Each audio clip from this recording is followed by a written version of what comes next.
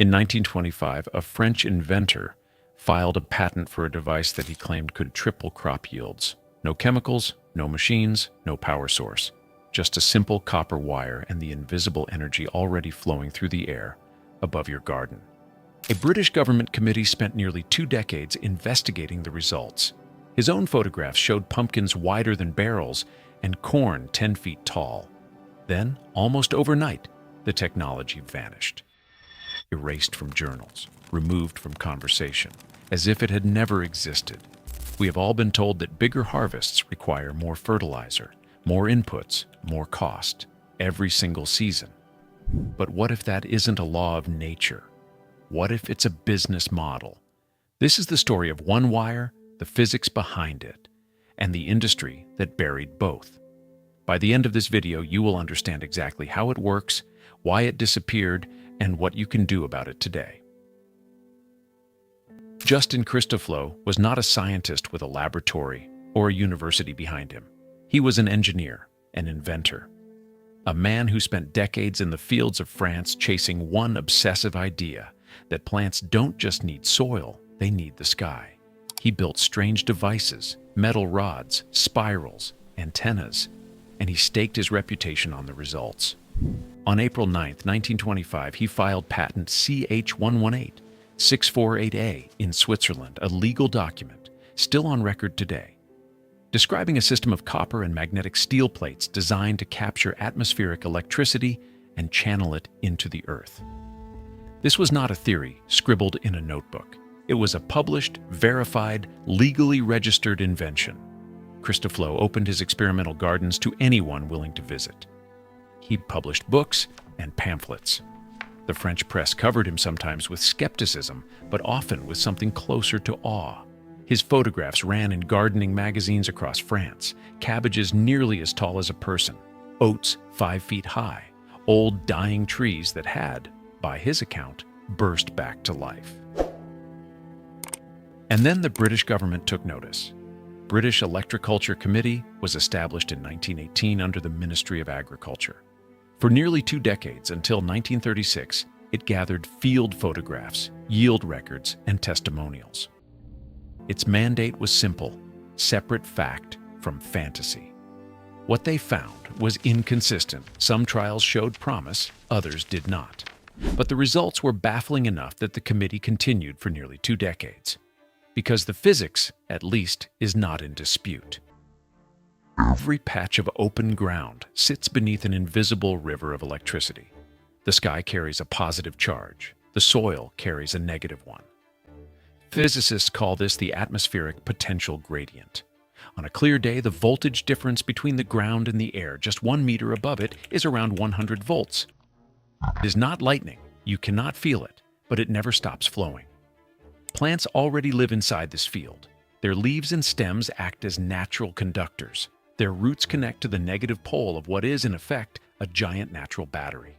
Every plant is already an antenna, whether we know it or not. So the question Christoflo was really asking was simple. What happens when you give a plant a better antenna? Inside every plant, there is a silent electrical conversation happening constantly. Roots, stems, and leaves transmit signals called action potentials and variation potentials. Tiny electrical pulses that travel through cells at the speed of life. These are not metaphors. Researchers have measured them with electrodes. They are real, repeating, quantifiable. When a tomato leaf is injured, an electrical wave travels down the stem in seconds, alerting distant cells to activate their defenses. The whole plant responds electrically before any chemical signal has had time to travel. Studies have shown that exposing plants to an external electrical gradient causes them to increase antioxidant production and switch on genes linked to resilience and growth. A few microvolts per meter is enough to trigger a chain reaction. Early electroculture inventors believed that a correctly shaped and oriented copper coil could amplify the signals the plant was already generating, not override them. Work with the biology, not against it. So if the science holds up, and increasingly it does, why did this method disappear so completely? In recent years, researchers at the Chinese Academy of Agricultural Sciences ran an experiment on a scale Christoflo could never have imagined. 3,600 hectares. That is larger than 6,000 football fields. In a series of large greenhouses, researchers suspended copper wires carrying pulses of up to 50,000 volts above the crops. Yields increased by 20 to 30%. Pesticide use dropped by 70 to 100%. Fertilizer consumption fell by 20%. But the number that surprised everyone was not the harvest figure. It was the pesticide result. In some areas, pest damage dropped by 70 to 100%. Farmers reported healthier plants in regions where insects had previously been impossible to control. This was not a backyard trial. This was institutional science, published, reviewed, and measurable. So why does almost nobody know about this? By the early 1920s, something was happening in the world of agriculture that had nothing to do with plants and everything to do with money. Factories in Germany and the United States had cracked the mass production of synthetic ammonia. The Haber-Bosch process, once a wartime secret, was now filling cargo ships with bags of chemical fertilizer. Production went from just over 1 million tons a year to nearly 20 million tons by 1960. The price per ton dropped from $100 to less than $30, and with it came a new business model, one that had never existed in farming before. Before chemical fertilizers, a farmer might buy a copper wire once and use it for a lifetime. After them, every single spring meant another purchase, another invoice, a subscription built into the soil itself. A method that worked permanently with a single piece of wire was not just an alternative. In this new economy, it was a threat. Newspapers started calling electroculture eccentric. Agricultural journals stopped publishing the research. The British Electroculture Committee's own findings, stamped not for publication, never reached the wider scientific world. The question stopped being, does this work? And became, is this even worth discussing? By the late 1930s, the answer, in the most influential circles, was no. A handwritten note in the committee's own archive reads, "The studies continue to show very baffling results. It would be most unwise to discontinue now."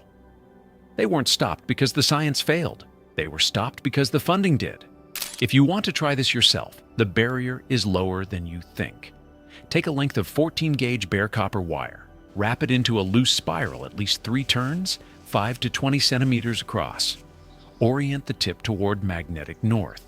Push it into the ground 10 to 20 centimeters from the base of your plant. Track what happens. Record your harvest.